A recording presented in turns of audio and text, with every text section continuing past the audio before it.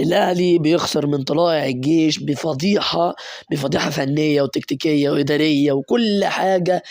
كل اللي في قلبك قوله. اللعيبه ما عندهاش روح، نتكلم بهدوء اهو. اللعيبه ما عندهاش روح بس كده، يعني اللعيبه ما عندهاش روح. الاداره ما فيش اداره اصلا، مدرب ما فيش. الاهلي كله بايظ، بايظ على البايظ كله. والدنيا خربانه. وسيد عبد الحفيظ عامل نفسه فيها نجم، هو اصلا ملط، مش عارف انا جه هو عمل ايه. انا مش فاهم هو جه عمل ايه، انا مش فاهم والله.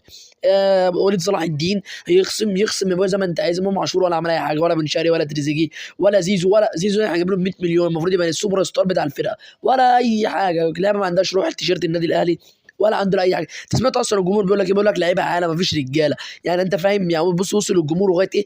انا والله العظيم بقيت بتفرج على ماتش النادي الاهلي بقيت قرفان. انا بقيت قرفان اتفرج على النادي الاهلي. فبقيت خلاص كده بقى، اما نشوف بقى ايه اللي هيحصل في الفتره اللي جايه.